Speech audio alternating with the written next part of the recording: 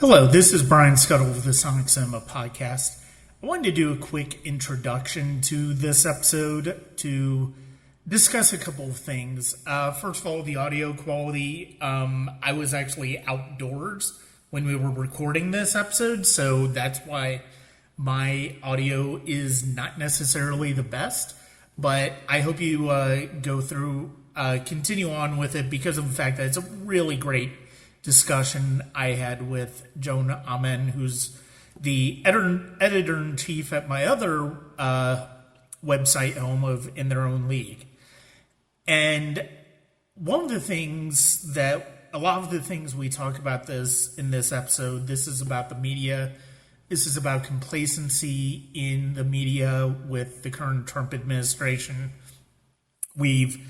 It's interesting because of the fact that we recorded this episode back in October, and in November, as this gets released, it's been even more relevant because of the fact that we've started to see what's going to happen with a very complacent CBS News under the guidance of Barry Weiss when it comes to the Trump administration. And we're also seeing a pretty significant reckoning when it comes to the Epstein files and Jeffrey Epstein. And we talk about it to a certain extent here. It's brought up, but I think it's worth talking about again in prelude to this episode because of the fact that what we're seeing is a remarkable display by Americans to want to hold the people associated with Epstein accountable. And I think it's really important. This would not have gotten to the point that did without the amazing work of Julie K. Brown, who did what others tried to do earlier, but institutions decided not to do. And that is look at the Epstein case, look at why it took the twists and turns it did legally. And it was a big part of why he was finally indicted and up until his death in 2019. It's fascinating that 6 years out, we're still seeing the reverberations from that, and we might be seeing a bit of a reckoning. And it is really remarkable to see what an informed public can bring about. And this is the type of resistance to fascism and authoritarianism that this series is wanting to highlight, and we wanted to highlight in our first episode with Jason from Binge Movies. Jason and Joan are actually going to be back in 2026, and we're going to have a great conversation about a movie that isn't really part of this discussion, but would be just as relevant. And I hope you enjoy this conversation with Joan on fascism in cinema in regards to the fourth estate being the media. Hello and welcome to the Sonic Cinema Podcast. My name is Brian Scuttle. Thank you for joining me at www.sonic-cinema.com as well as the Sonic Cinema Podcast YouTube channel. Click subscribe, rate, and review wherever you listen to podcasts, whether it's Apple, Spotify, Good Pods, or basically any podcast location that you choose. You can also join us at patreon.com/Sonic Cinema. I do still have some catching up to do with the Atlanta Film Festival short film blocks, with Dragon Con, with Leaving the Collection, with Life Soundtrack. I promise I will get those last two back on track at some point. This year's just been kind of wild in terms of that. And so, but anybody who subscribes, I do try to make it worth your while. And that is at patreon.com/Sonic Cinema. So over this past year, in response to the re-election of Donald Trump in the United States, as well as a Republican-controlled Congress, and the specter of 2020, Project 2025. One of the things I wanted to do is I wanted to look at the idea of fascism in cinema, and not just simply showing a lot of movies about Nazis and World War II and the obvious authoritarian regimes, but to really approach this from a lot of different perspectives. We start off with my friend Jason from Binge Movies, talking about movies that discuss resistance to fascism, whether it's The Great Dictator, Rome Open City, or Footloose. We looked at movies that glorified the police state and state-sanctioned violence with Darren Lundberg in terms of Dirty Harry, The Running Man, and The Dark Knight Rises. And then back in August, we discussed films that look at faith from a perspective of power and control over the teachings of, helping the poor and being a good person. We looked at The Passion of Joan of Arc, Monty Python's Life of Brian, and Paul Thomas Anderson's There Will Be Blood with our one and only Stuart Delany. This episode, we are looking at more resistance to power, more resistance to not necessarily fascism specifically, but authoritarian control in terms of how the media covers it. And this is a very fitting discussion for a lot of reasons, which we will get into throughout the episode. Joining me is a first-time guest of the podcast, although we have talked many times before in the context of my other online home, In Their Own League. She is the editor-in-chief of In Their Own League. Please welcome to the podcast, Joan Amenn. Joan, thank you very much for joining me. Thank you, Brian. It's been, I'm so thrilled that you asked me, and especially about this subject we're going to be discussing, these films we're going to be discussing today. They mean a lot to me personally, and I'm really, really looking forward to getting into it with you. So before we get into the movies, this is your first time on the podcast, and we decided, let's start off with a relatively straightforward, simple subject. This would be a good, getting to know Joan discussion. But that being said, what inspired you? This is your first one, so let's give the listeners a little bit of background on you. What inspired you to write about movies and to get involved with In Their Own League? Well, I'm glad you asked that, because first and foremost, we really need to say that these are only my opinions that we're going to be discussing, and mine alone, because In Their Own League is an international team of film critics, some of whom are not even U.S. citizens, and we're going to be talking, obviously, from a uniquely U.S. point of view here for these films, many of which are addressed in uniquely U.S. situations. So my background is I was born and raised in New York City, which I'm sure you can still tell from this outrageous accent I cling to, even though I have not lived in New York City for about 30 years. Can't seem to shake it. It's in the DNA. I've been out here in the Pacific Northwest for decades, and I love it here, love also New York City. I was born and raised at a time where in a city where media was central to the economy, to the culture. I grew up with the Sunday Times. That was a family event every weekend. We all had our favorite sections that we pulled it apart. I grew up with major newscasters and broadcasters being seen on the street, catching cabs, running around. So the news was always present in my 70s childhood. So I'm very much influenced and in love with the news ever since I was a kid. From the time I was maybe in third grade, I knew I wanted to be a writer in some capacity. So I have had a long history of love-hate, basically, I guess you could say, with the news media. Was part of the college scene of the local news with the student paper, et cetera, et cetera. So that is just, my life. I've always been enamored with the news.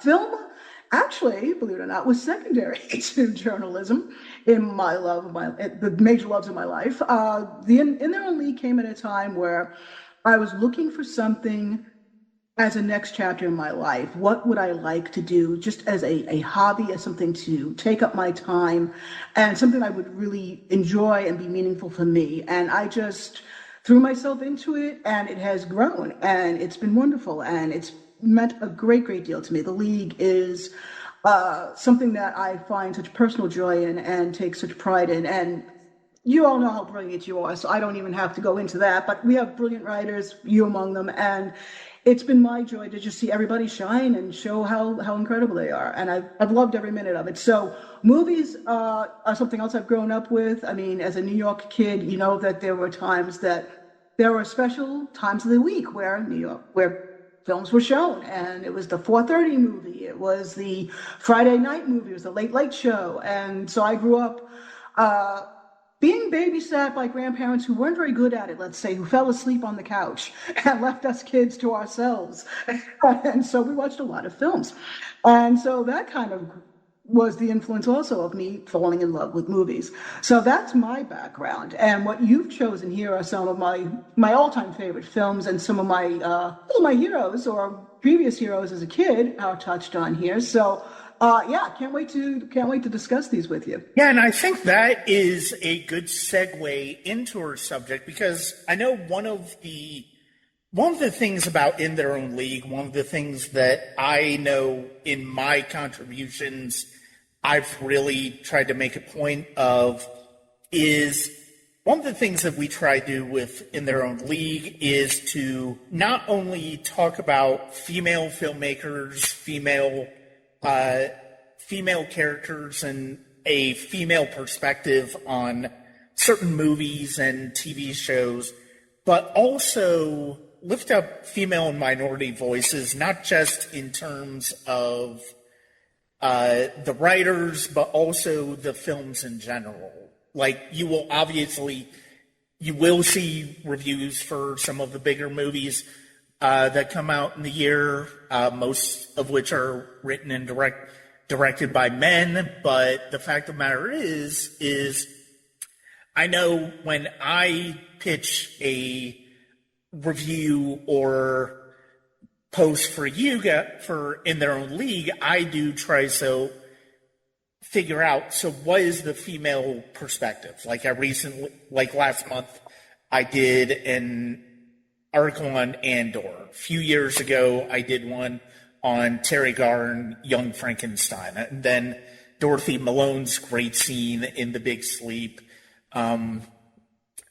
Bailey and Jennifer from WKRP, and it just kind of goes from there. And that is, I do think that, you are correct that these views do not represent the League, but I think what the League represents is a good segue point for the discussion that we're about to have. We live at a time right now where independent media is really one of the most important aspects of the media, because of the fact that more often than not, what we are going to find is that the corporate-owned media, the old types of networks and institutions like the three that we're going to be discussing in the movies here are kind of failing to meet the moment. And the three films in this block are about movies that are about people and networks and media organizations that do meet the moment that they're in, sometimes reluctantly, but they do meet them. And so I think that is a good place to start. And one of the things and look, there are other films that we will discuss throughout the context of this discussion, you and I we share some very common. We do share a lot of views in terms of how we view what's going on in the world right now, and with this country in particular. But we really haven't discussed, in preparation for this, what the media's role is and how the media is responding to this moment. Before we get into the movies, what would you say your views on that are? As far as the media, I think what we're going to be discussing is that even at the times of the films that we're addressing here, even at the time when these people who we will be discussing, I mean, they had difficult choices. They had difficult choices to face. It wasn't easy. I'm not one of those people who look back at nostalgia at the previous decades. It was always tough. It's tough to be in the media. It's tough to be a journalist. It's never been easy. And you're going to come up across really gut-wrenching, soul-shattering stories. And how you address those, how you meet that moment is never easy. We're going to be talking about people who I'm sure had many sleepless nights, received threats. It's not something that is a new concept, that the media is under siege or under attack or whatever whatever is being used these days to rationalize how the media is responding. The problem is that I believe, in my opinion, and again, only my opinion, the major media was in flux, was in a kind of transformation process even before this administration took over, or even from the last administration. And a lot of that had also to do with COVID, which was a unique situation that really changed a lot of people's lives, about a lot of people, how they consumed media, because let's face it, a lot of people have a lot more time on their hands than they were accustomed to. We were all in lockdown. So the media has been in a form of transformation for a long time now, I think, the major media. What we took as the news, corporate news, I think has been in a form of flux for a long time. And a lot of that has to do with small town papers drying up, closing up, because advertising has gone, because small mom and pop stores no longer need their advertising to fund small town papers, because small mom and pop stores are now going out of business due to large box stores, large box corporations, where we get our goods and services. So it all kind of has snowballed for quite some time, that the news media has been in flux. I think that has a lot to do with them not meeting the moment right now, because now they're just grasping harder and doubling down on what they think has worked in the past, but is no longer relevant. And I think that it's like the Titanic trying to pivot away from the iceberg. It's such a huge behemoth. It really can't quite go fast. Come on. Yeah. No, I think guys, maybe it would have been better just to go head on into it. But the problem is that major media corporations have not pivoted fast enough to meet the moment. They haven't. And now you have a lot of finger pointing and a lot of like, what do we do now? And we're doubling down and we're doing takeovers and we're buying each other out, because it's a desperate scramble. What seems like, oh, this is all controlled, is for a lot of, I think for a lot of people who are in those positions of power, they're like the ducks on the surface who are, frantically moving their little feet under the water, and nobody sees that. This is the rise of the new media. This is the rise of the new news media. It is. We're in the process of it. And sometimes when you're on the inside of some movement, which we can discuss, that will be relevant to other films we're going to be discussing today. Sometimes when you're in the middle of a movement or a transformation, it can be hard to tell that's going on. Yeah. No, I agree completely. And I think you bring up the economic realities for small town newspapers, for, and it's all important, it's all connected, because of the fact that small businesses are drying up. for whether it's for economic policies or just the arrival of big box stores. It's the combination of the pivot to online news outlets as opposed to traditional print outlets. It's the fact that billionaires are owning multimedia corporations.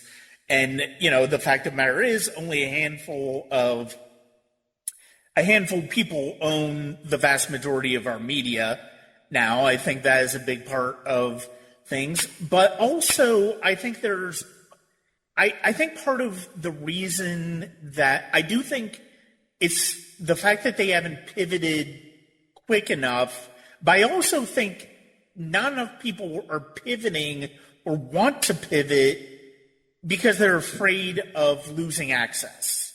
We've actually we've kind of seen that recently, and this is a perfect moment to talk about a lot of these issues because of the fact that recently the Department of Defense and Defense Secretary said, well, you have to swear that you're going to adhere by these rules, otherwise you cannot cover the Defense Department anymore.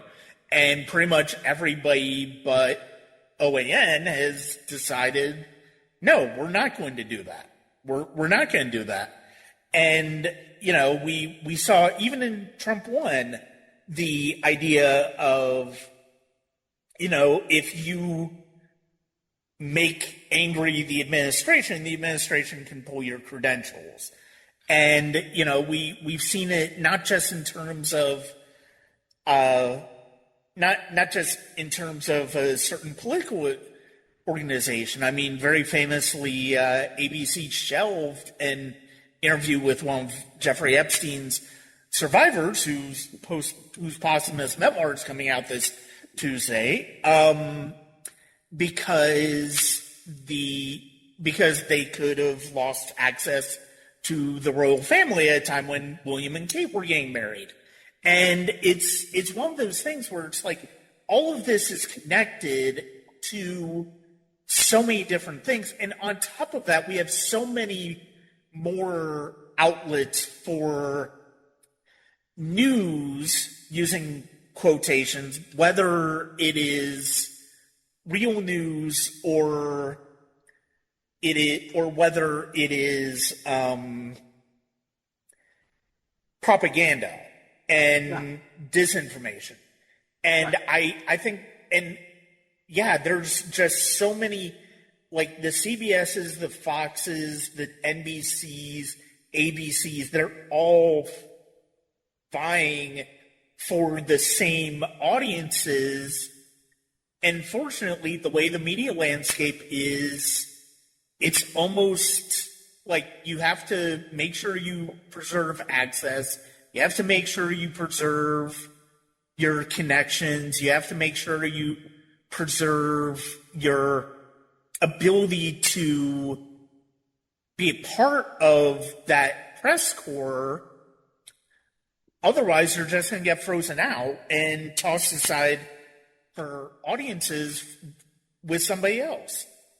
Yes, and it's not even this could be applied to a small scale newspaper too. I mean, if you're a small scale newspaper and you send your reporters out to cover, say, the the city council, I mean, they could just say, hey, we're not going to let you have access anymore to our city council, or well, if you annoy a local business person, they're not going to let you come to the ribbon cutting of their new opening of their new store. So it's small. It's small scale, blown up into big scale, right?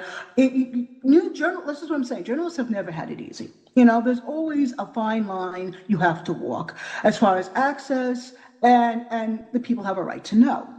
And that's what I'm saying. This is going to be one of the hardest jobs in the world, is being a journalist, because even on a tiny scale of a small town, you have to live in that small town. You don't want to really annoy your neighbors. And they like maybe sometimes living in that little bubble world and not knowing that there's something very rotten in their city hall or whatever's going on in their world. Yeah. And, so you blow that up on a federal level. And again, it's just writ larger, right? I mean, it's still the same story, only writ larger with more consequences. I mean, AP was banned for a while from the press corps because they would not name the Gulf of Mexico, the Gulf of America.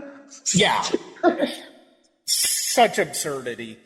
But this is the same story. No matter where you go, as a journalist, you're going to have to walk that line. You have to walk a lot of lines. You have to juggle a lot of balls in the air.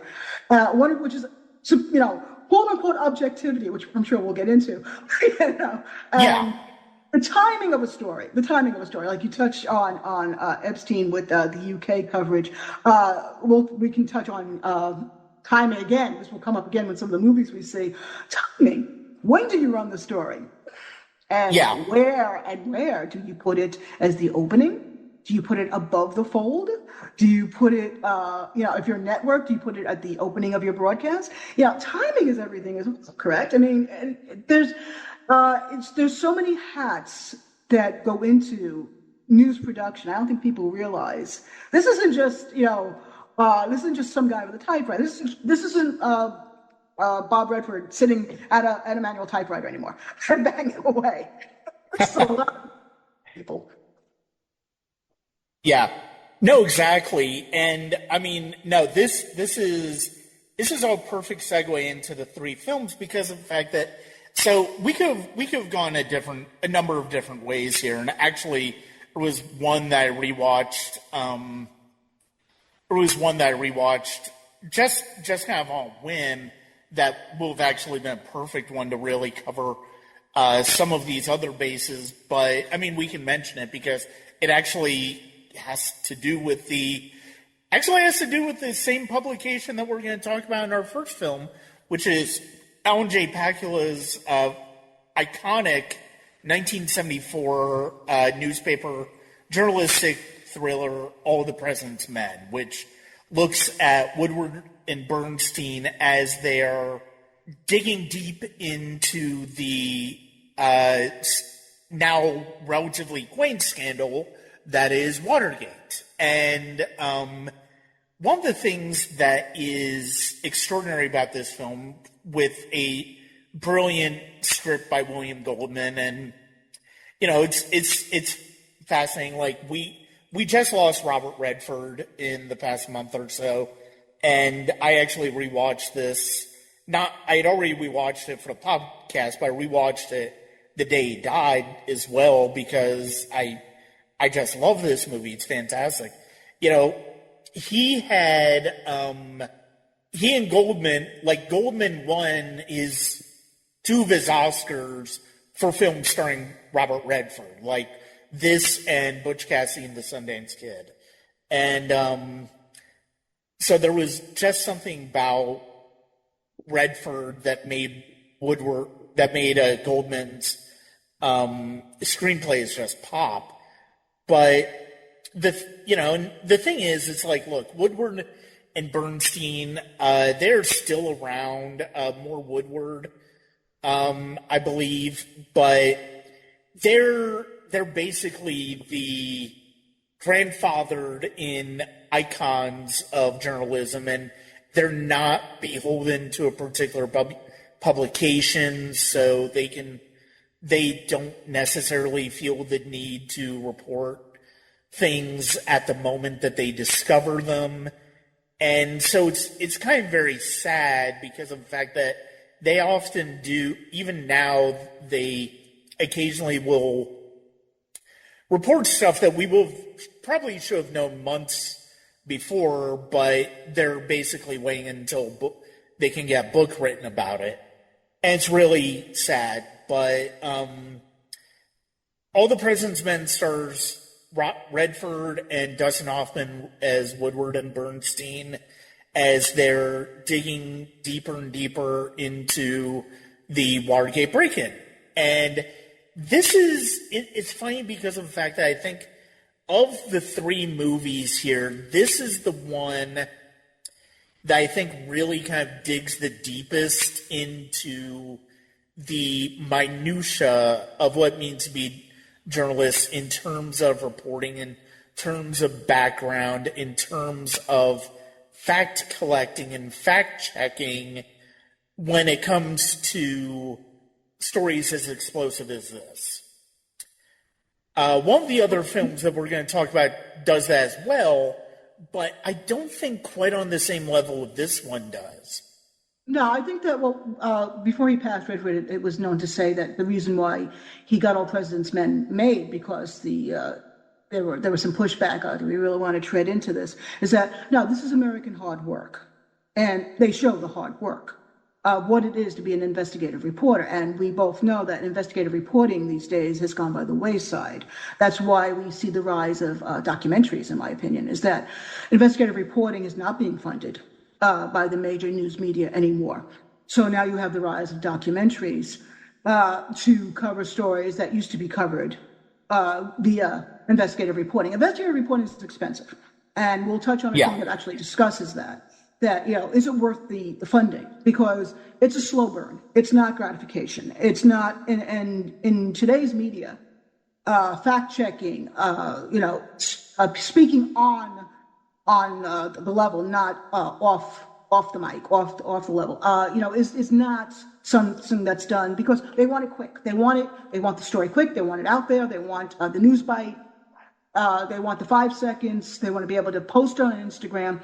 So investigative journalism has gone by the wayside for the most part, not totally. And so what we see here is investigative journalism at its best, what it really is. And honestly, it's detective work.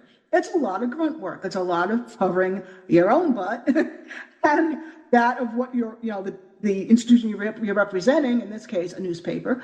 And it's a matter of getting it right and validating before you go to press. And let's be honest, I mean, how many times have we seen news being yanked and republished and reposted and corrected on social media or in the media, in the major media, because it was inaccurate? But it's a rush to get to the screen now.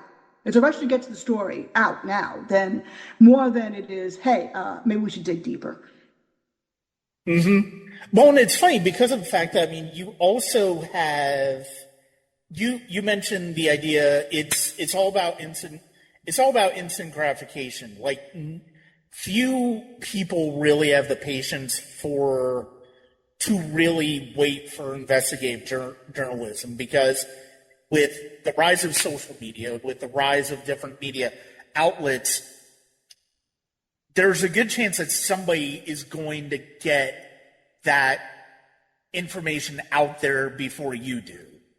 And it's one of those things where, do I take a roll of the dice and do that, or do I decide to wait and sit on it? Now, we do have some outlets like ProPublica, which do fantastic investigative journalism, and they can afford to have that time because of the fact that they are exclusively for investigative journalism.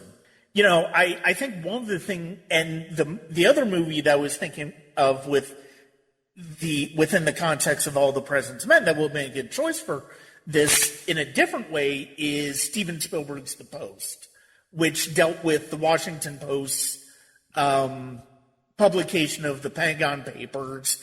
And that not only covers the idea of, well, one publication trying to catch up to another one that's had months to cover this stuff and peruse all of these papers, but also you're looking at the choice of access versus, the relationship between the media and the people they cover, with Ben Bradley, played by Tom Hanks, and The Post, played by the great Jason Robards in All the President's Men, and Kay Adam, and Kay, the owner of the Post, played by Meryl Streep. And so it's one of those things where you have two movies essentially, and I mean, All the President's Men is the one we're covering because I think it's the superior one, but it's also the most interesting from a journalistic standpoint because you get the scenes with Deep Throat. You get the discussion, well, who's Deep Throat? Can we rely on him? Is he a reliable source? And, is there some ways, and are there some avenues he's going to be able to take them down versus not so much? And I think that is one of the striking things. And the fact that you see them returning to sources time and time again, and it's a case of trial and error where it's like you have to figure out how are we going to get this story, what is this story here, and how are we going to get this story? And I think it's one of the most riveting pieces of filmmaking. I mean, it is a thriller in every sense of the word, and the fact of the matter is, it really just connects with you. Well, it's kind of like the more things change, the more they stay the same. We had Katharine Graham, who was extremely wealthy, by the way, very, very wealthy person, married into even more wealth. Her husband actually was running the Post. He passed. She took it over. Now, she certainly didn't have to do that, but she wanted to. And she was the first woman CEO to be listed on the Fortune 500. And I think that's important to know because, and not just coming from my own viewpoint of, representing the league, just because I find that personally inspiring. So she was a very wealthy woman. She was the first woman CEO to be listed on the Fortune 500 in 1963. But she had very important and powerful allies to help her run this paper. She didn't go into it blindly. Ben Bradley was instrumental in shaping the story of breaking Watergate. When it went to press, how it went to press, confirming those leads.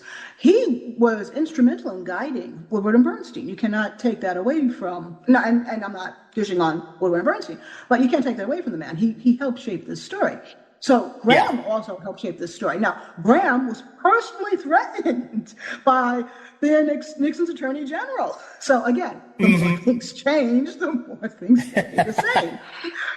But Graham also had a really good close personal buddy in Warren Buffett to help her with the money. How do you run this paper and keep this thing running? So basically, because she had powerful friends and she was part of that social strata herself, it's kind of a double-edged sword. She had access, didn't she? Because doors open for her because of who she was and who her family was. But at the same time, there was a great risk, wasn't it? Because, like I said, she was rich, she was threatened. She could have lost everything. Yours could have been slammed in her face as far as breaking this story. But she made the choice to keep going. So, it's like I said, what's not changed that very wealthy people are still controlling the access of the media. They're still in power in the media, and that's not changed. What their viewpoint is and how they feel they want to portray, what angle they want their ownership of these media outlets to take, that's what's changed. Yeah. We've seen more profit over being more important than the people's right to know. Now, because there's less Ben Bradley and more, shall we say, Warren Buffett, and not dish on Warren Buffett, but how much profit can we get out of these sources? Because obviously Buffett had no problem with what Graham was doing. He advised her. But, more profit over news. And that's what's changed. It's not that the wealthy haven't owned news outlets before, as we will discuss in other films too. It's that they have a different perspective now. Yeah. No, and I mean, it's just another part of their portfolio now. Basically, is what we're seeing. Right. No, exactly. And I mean, look at the Post. I mean, it's currently owned by Jeff Bezos, creator of Amazon. And I mean, you can't talk about the Post when it comes to these historical movies without really examining the way its tone of coverage has shifted from Trump 45 and Trump 47, right? Like up until before Trump's election, after Trump's election, the Washington Post was seen as one of the bastions of holding Trump's administration to power in check, and you saw the way it went after the Russian investigation and brought out stories like that. Now, also the editor-in-chief at that time was somebody who we'll talk about in one of the other films. With Trump 47, we see Bezos holding back an endorsement of Kamala Harris right before the election. We see Bezos, we see that editorials and op-eds are less supposed to be about Trump, and we see Bezos at Trump's inauguration. Clearly, there is a shift there in terms of priorities for the owner. Now, granted, I mean, to a lot of people's credit, there are a lot of great reporters who have said, no, I'm not going along with this at the Post. And unfortunately, they have almost been punished for that defiance. But the fact of the matter is, you don't see regardless of what happens, we are going to speak truth to power the same way this time as we've seen before. You know, a lot of reporters have walked too, and they've started Substacks, they've started their own podcasts, and they've started, they've banded together and done their own, recordings on YouTube, et cetera, and other different outlets. And you mentioned ProPublica, which is brilliant. So, I mean, there's been, which is why I say this is the rise of the new media, just by necessity. That there are still journalists out there who want to tell stories. They want to tell true stories, and they want to be able to have the freedom of using the connections they've built over the years as journalists to continue to cover stories. And one of the things about All the President's Men is that you mentioned Deep Throat, the leaks, Hal Holbrook in the parking garage. Now we don't need a parking garage. Now we've got texting, and we've got social media, and we've got DMs, and which is why this current administration is so paranoid about leaks. There's so many ways that news can be accessed now, information can be accessed now, because once it's digital, once it's computerized, there's almost no safety. I mean, things can be hacked all the time. I think there's a recent story of hacking of certain members of the of ICE have just been hacked and released to the public. So we have even more paranoia now from this current administration, because leaks are happening constantly. So you have these journalists who still want to tell these stories. Heck, I mean, even editorial cartoonists have been fired for their editorial cartoons, and they're still creating their art, they're still creating their drawings. It's just that they're finding different ways of getting the news out. So we have, almost by necessity, we've accelerated process of the new media rising.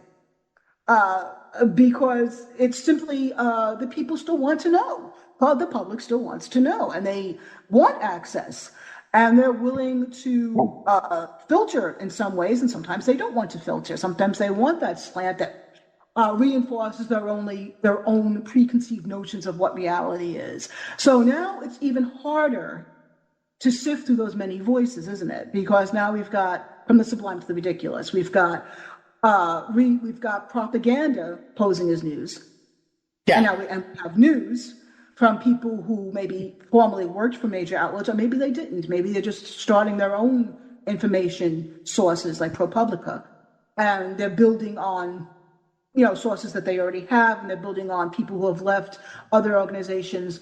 And the question is now, what we have now is we don't have it easy anymore. The public does not have it easy anymore. You can't just reach for the New York Times. You can't just reach for the Washington Post. That's it. We're good. We have our information. No. Now we actually have to work harder. And a lot of people don't have the time to work harder, nor do they have the attention span. And that's what's scary. Yeah. It's almost dystopian in that, attention span now is maybe 5 seconds. Yeah. No, and I mean that goes with the multitude of different outlets that people have a chance to go to, right? And the thing is, it's like when all the President's Men came out, when Good Night and Good Luck came out, which is going to be another film that we talk about in this discussion, you only had the three major networks. You had major newspapers like the Times and the Post, and then you had small town papers, and that was it. And then you had radio, and that was your access to news. One of the things, what's interesting is you mentioned radio. You mentioned radio. I think radio has now become podcasts. Because radio used to have a lot of talk, a lot of discussion. Radio was a little radical there for a while. It was first radio, and we'll be discussing the FCC, I know. It was first on radio that George Carlin said the infamous 7 words you can't say on radio, which then became the 7 words that you can't say on TV. Radio was the radical voice of the younger generation, where a discussion was held and music was played that maybe didn't fit the mainstream. So now we have podcasts replacing, in my opinion, radio. And that discussion of a more in-depth nature can be held. Viewpoints can be shared, good and bad. Radical ideas can be presented and either embraced or shot down, more or less successful. Personal prejudices can be reinforced, or enlightenment can be received in different viewpoints. So I think that radio has been replaced by podcasts to a certain extent. Not that radio is totally dead. It's not, obviously. Right. But I think that we've seen with the new media that podcasts have replaced radio as a alternate viewpoint source. Yes, I agree with that. And no, absolutely. And, one thing we do have to talk about here is there was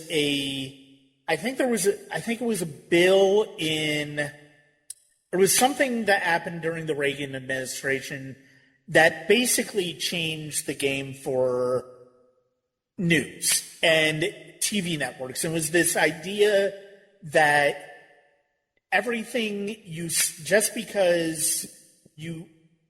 even though you consider yourself a news network, that does not necessarily mean that everything you have to say is honest and newsworthy. It can be for the sake of entertainment. And so after that, you see the rise of these rapid fire opinion shows.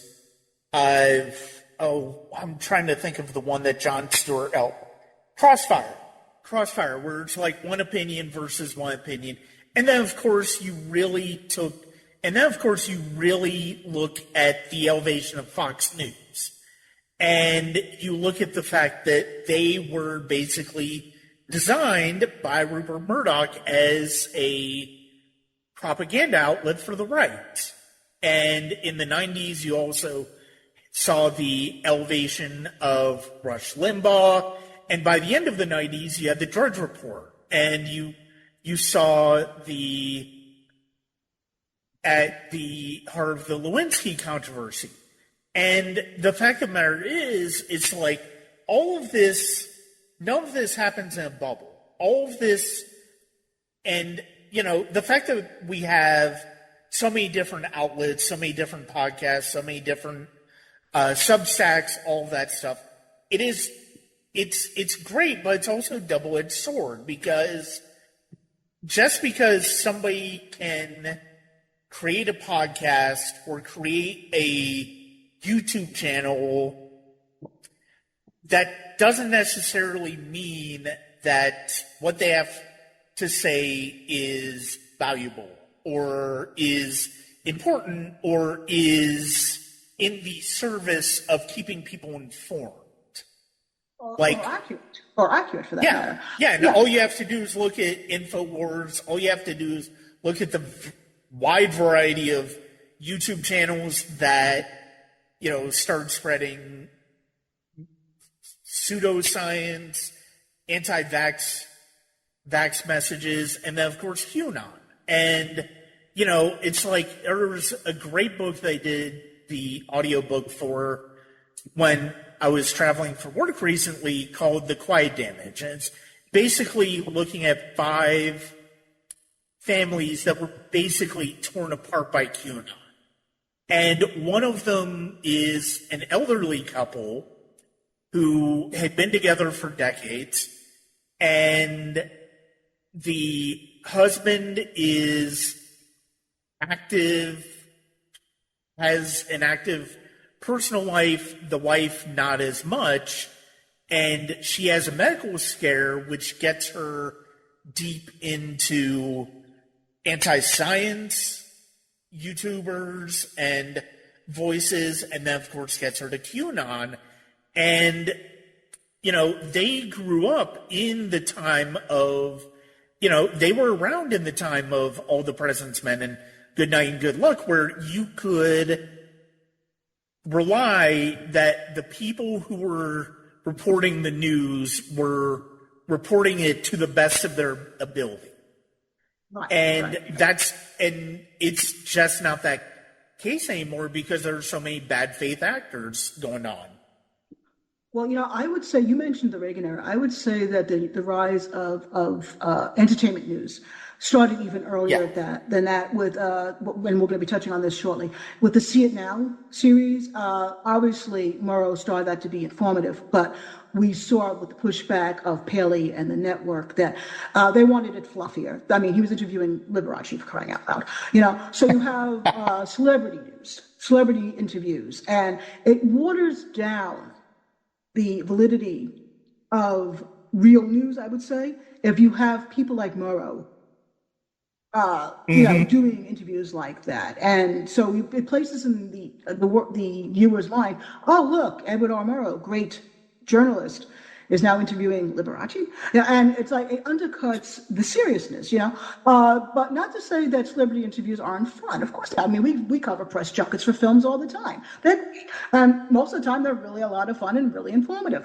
But in context, I think that was the beginning of the rise of entertainment news, because the sponsors, the ad sponsors, as was touched on in the film we're going to discuss, the ad sponsors, the money behind the network was safer. It was, it was easier to give to the public, the fluffiness, and so we have the dumbing down of the news, basically. No, absolutely. And one of the things that's so great about all 3 of these movies is that it's not just a single reporter speaking truth to power. I mean, yes, Edward R. Murrow was the face of CBS when it came to attacking McCarthy and McCarthyism, but it was also his producer. It was also the rest of the staff who really had to go through hell, and some even ended up losing their lives because of things not even related to the news. And, you look at All the President's Men, it's Woodward and Bernstein. You look at Spotlight, it is that entire team. It's not just one person's name may be on the byline, but it is the entire team bringing in every element to that what makes that story as impactful as it does. And in Good Night and Good Luck, it's everybody else. You look at a great movie like She Said, which helped uncover Harvey Weinstein. And it's reporters collaborating on articles and stories, not just feeling like they're in a race with one another.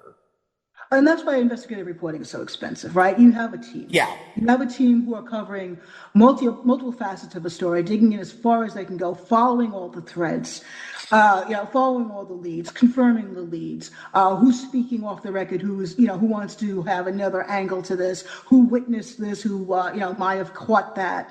And so that is why investigative reporting takes time, too, as we see touched on with Spotlight. It's a lengthy venture. It can take a lot of time.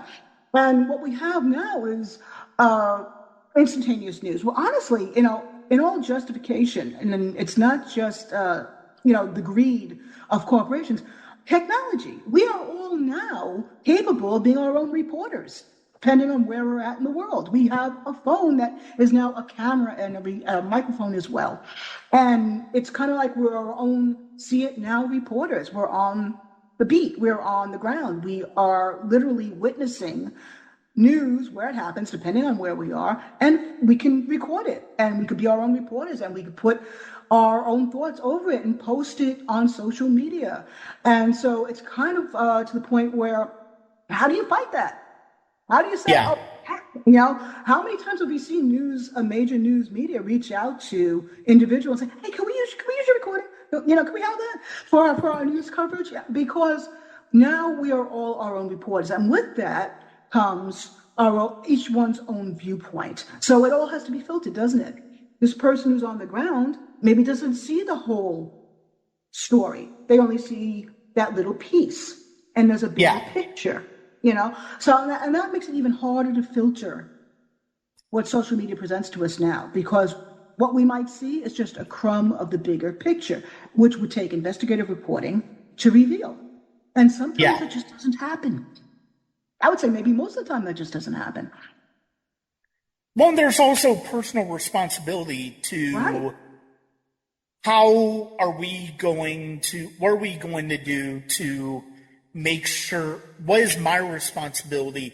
Like, if I interview a filmmaker about their film, what is my responsibility as a journalist, as a critic who is going to review this film and may review it highly positively?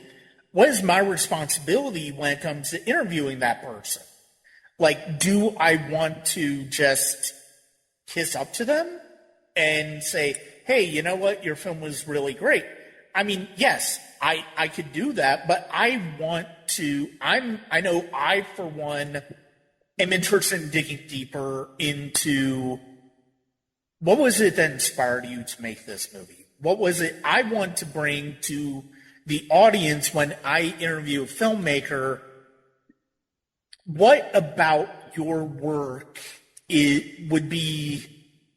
what makes your work so interesting for audiences? What do you want to bring to your audiences? Even whether I like everything about the film or not.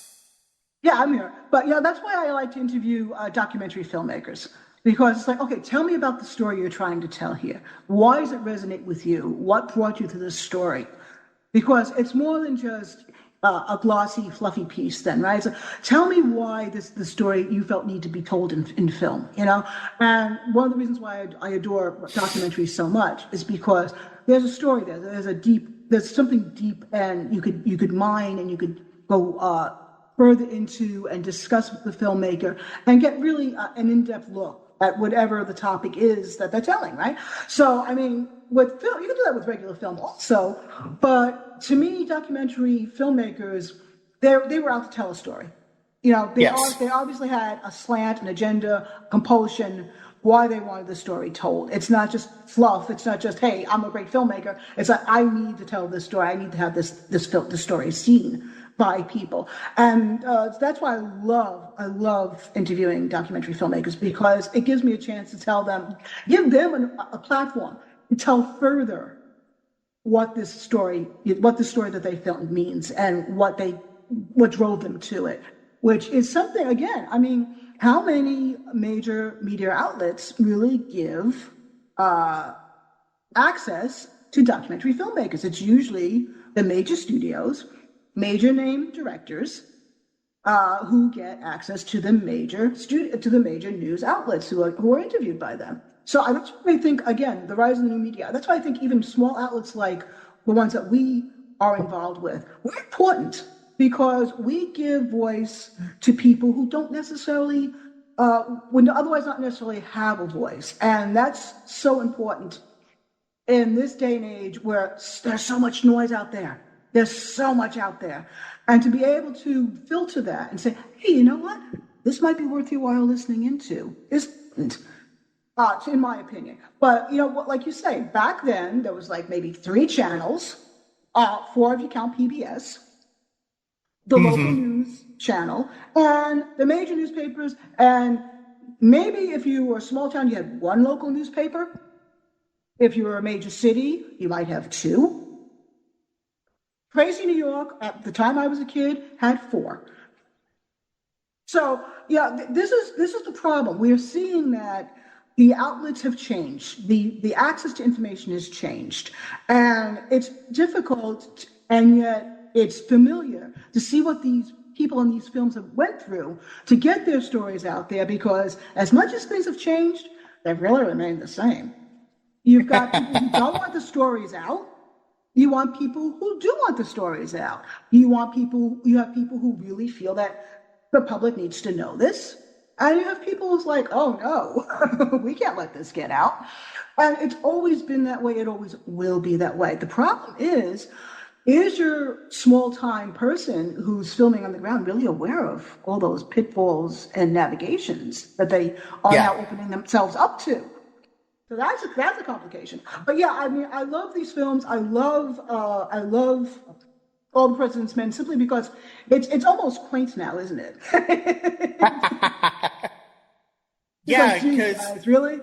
Well, the thing is, and some of my favorite things about this are seeing Ben Bradley stick up for his reporters, seeing Woodward and Bernstein wear down sources and try to circumnavigate sources' reluctance to speak with, okay, so how can we get her to speak? How can we get this guy to confirm this without feeling like he's confirming it? Oh, I'll be silent. I'll count to 10.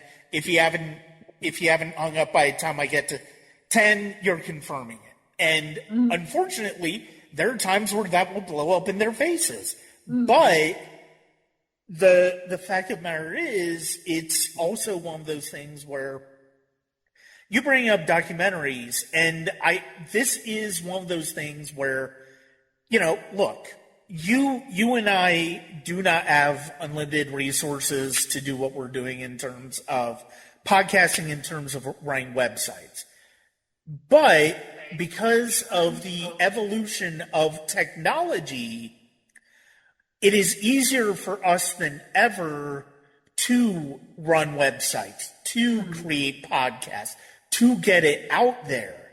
And that is the same for documentary filmmakers. And because you're not necessarily having to buy 6,000 feet of film to go shoot a documentary. You sometimes just need a digital camera and a big enough SD card to fit all the footage on. And, or you can use your iPhone or your iPad. And there are so many different options to getting the news out there. And yes, there are some bad faith actors who are going to twist it in a way to bring about a certain agenda. There are also going to be people who use it for noble purposes in terms of breaking stories, in terms of bringing out stories. Like you think about, you think about filmmakers like Errol Morris, who literally changed the fate of one man with the thin blue line, because one of the subjects said, you know what, I actually did do what I actually did what they're accused of, and the person went free. You look at movies like Capturing the Freedmans, you look at, and to get back to, and you look at Colin Hobeck's documentary on QAnon, and where it really is something where once you see who's involved and realize it was not just military intelligence bringing out those messages, it's embarrassing to realize that you've basically been trolled for 2.5 years. And if he had not done what he did as a journalist, as a documentarian, we may not have necessarily gotten to that point where you could look at something and go, here, this is why this is bullshit. And, I think documentary filmmakers really are the closest thing we get to investigative journalists for the most part nowadays. And it's sad, but it's also heartwarming because there are more documentary filmmakers than ever now. Right. Yes. And, honestly, you touched on trolling. I'm going to touch on Good Night and Good Luck. McCarthy trolled people mercilessly, destroyed so many lives, saying, I've got this file and I've got this list and, we're going to have these hearings. And it was all innuendo and it was gossip. And he made it news. Yeah. Right? Because he was a senator. And he used his position of power to go after so many people in Hollywood, mostly, and it's like, well, it becomes, well, who, do you make news just because of your position, because of your title, because of your power? And to a certain extent, people do. If someone who has any kind of title stands up and says this or this, they're going to get news coverage simply because they're mayor or postmaster general or council person or council member or senator. So what news needs to do is take a step back and say, okay, all right, they have that title, but they're also human. What is behind this? And I think when you have 5-second sound bites, that can be difficult to filter. Because you just seen the face. You've seen the face and you've seen the title flash below that face. And that's all you see. And it's difficult to filter now more than ever to separate power from the news. Just because his lips are moving or her lips are moving doesn't mean there's accuracy there. It doesn't go necessarily with the title. The checking that has to go on can be difficult because, let's face it, there's lots of trolls out there that will back up this person or not, depending on their political agenda. And so what you have with Murrow is that he was fighting against a systematic attack of certain individuals. And it was very brave for his whole team. Like you say, a lot of them were in danger, were always in danger. And remember, Murrow also covered the Blitz in London. The man was in danger physically for years, and then he wades into political danger. Which is one of the reasons why I've always admired him. He didn't stop from, go walking right into danger. But how many people these days really want to do that? Yeah. Certainly, maybe there's not even enough money to justify doing that. But if you're not getting paid and you're just running around with your iPhone, do you really want to do that? So, because there's doxing, there's threats, there's all kinds of things that are going on right now. And so it's become more prevalent for people to be attacked for reporting or just showing what they see going on. But there's also a lot more information out there. So I'm wondering if McCarthy would have lasted as long as he did if people had iPhones, if you know what I'm saying. What we really needed Murrow?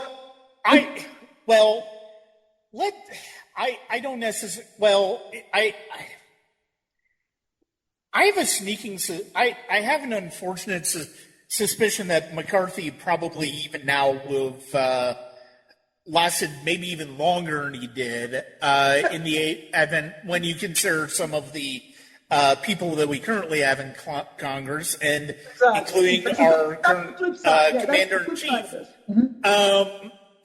So, and the fact of the matter is, it's like he's one of the most filmed people in the world. We've got so many things that he's said, and so many things that he's said over the years that you would think would be a deal breaker, but no, it's not. And I mean, we can go on to good night and good luck, because actually this is actually a very excellent. I knew I wanted to cover this one, and it had been a while since I'd seen it. It's co-written and directed by George Clooney. He also stars as Murrow's producer. Murrow is played by the amazing David Strathairn. And it is basically about Edward R. Murrow, who, you're right, was one of the most trusted people in journalism at the time, but was also, one of the things we see early on from him is an interview with Liberace. And you're right, it's that delicate balance between entertainment and the news that is something that is really kind of striking and is something that we still have going on. And unfortunately, I feel like to a certain extent, entertainment has won that battle up until this point. And a big part of it is social media. A big part of it is the fact that there are people who, because of the disinformation, the misinformation peddled by people like Alex Jones, by Fox News, by a lot of people, and the Matt Walshes, the Charlie Kirks, who are, they have pushed disinformation and this view of America and the world that just does not align with the real world at all. And so we have so much of this country living in an alternate reality from the one that we live in. And it's, and I think that's one of the things that, to a certain extent, good night and good luck gets to a certain extent, because what McCarthy is pushing, this was the rise of, this was during the Cold War, where it was, seen as, where it basically became a matter of democracy and Christianity versus atheism and communism. And it doesn't go too deep into that larger abyss of completely different perspectives on the world, but it's not far off in how it approaches it. Yeah, I would say, it's interesting because obviously with Good Night and Good Luck, we see Bill Paley, who was, again, insanely rich, owning this media outlet. And he's a businessman. And he was proud of Murrow, and he encouraged Murrow, and he supported Murrow with, blowing up McCarthy. But then it's like, well, you from that. Darn, guess what? Not doing that anymore, But the thing is, with McCarthy, you're right. I mean, we have so many mini McCarthys running around now. It's kind of hard, kind of like playing whack-a-mole. How many do you want to knock down with social media or build up? Because another dozen seems to pop up once one is popped down. It's the nature of social media that, people want to be influencers more than journalists. I agree with you on that one. And McCarthyism is now whatever we want it to be. It's like us, as long as there's an us versus them that someone can get behind and gain a media following, it seems that they'll embrace it. So we have all these little McCarthys, mini McCarthys running around shouting louder than the others, trying to drown out other people to get, the bigger share of the media high. So that's kind of noise. That's just what I call background noise. But we also have very real threats in our administration of people in power, not just people who scream real loud, not just the influencers, but people in power who use the media to weld against a certain segment of the population. That has not changed. But what we're seeing now is that there's a less of a tendency, as you pointed out, for the insanely rich backers of our media to support a Murrow who will say, no. Pointing out and going after the disinformation and saying, no, this is not so. And that's the disservice to the public, because as much as we'd like to think our major media outlets are to support us and to inform us, they've proven time and time again, especially lately, that they've failed. And what people have been doing, which is kind of heartening, is moving with their dollars to show their displeasure. Yeah. At least to a certain extent, because Murrow doesn't really touch on this, but to a great extent, it has been not only the role of reporters, but the role of commentators, and I would call them even comedians, to point out where the government has flaws. And I touched on Carlin before.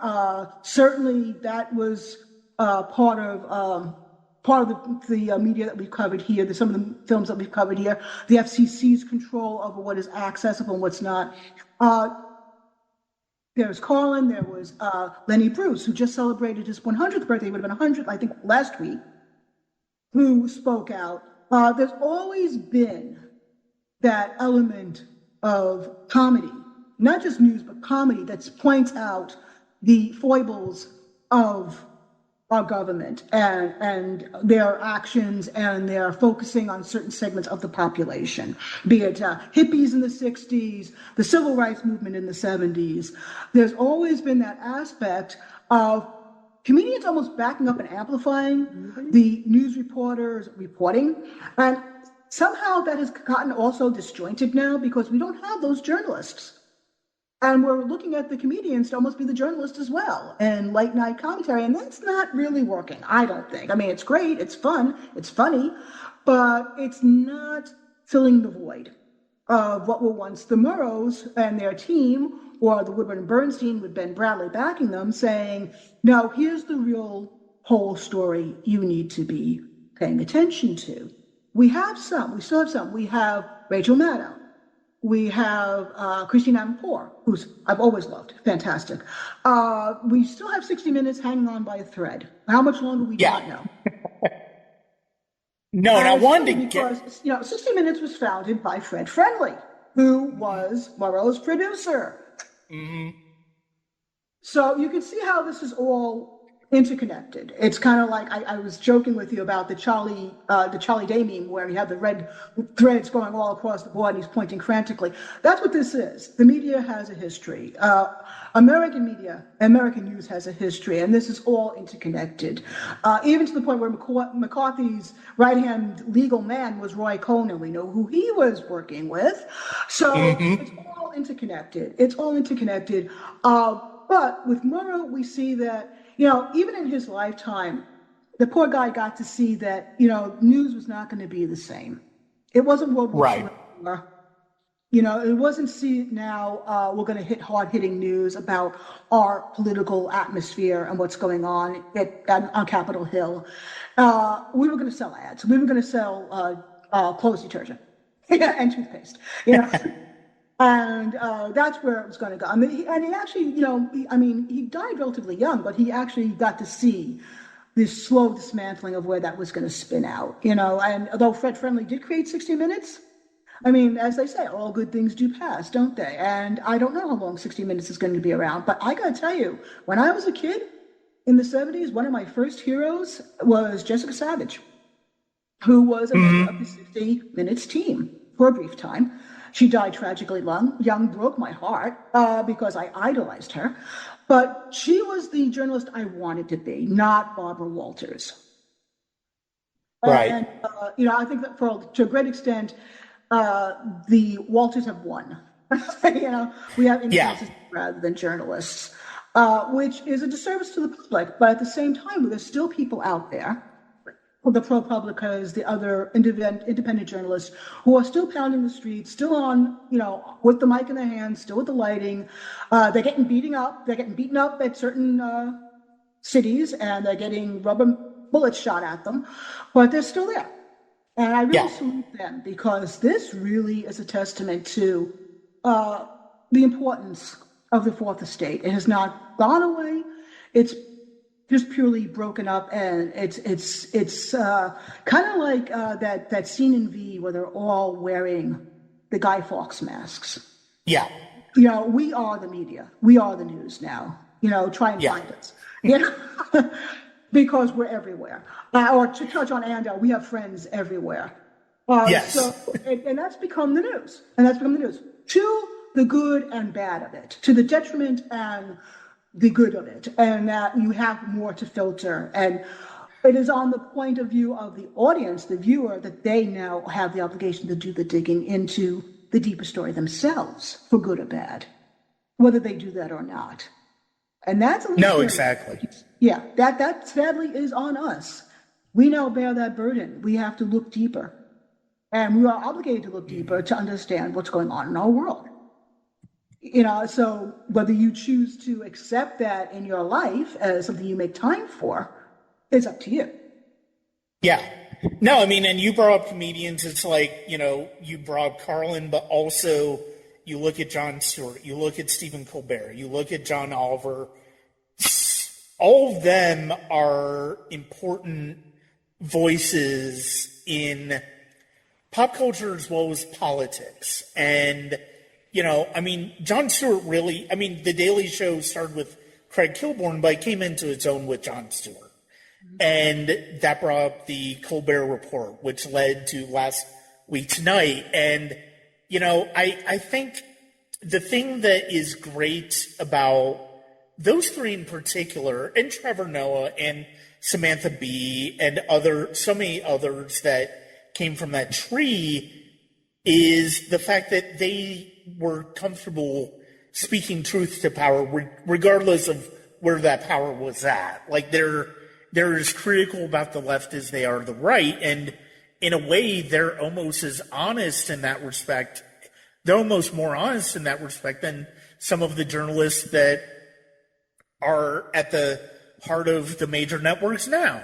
But going back to Good Night and Good Luck, I think part of the reason this was such a perfect choice to discuss in terms of this moment in time is the fact that this was really the rise of television as a news media, as both a news media and an entertainment presence. It's like, yes, television had been around since like the late 30s, but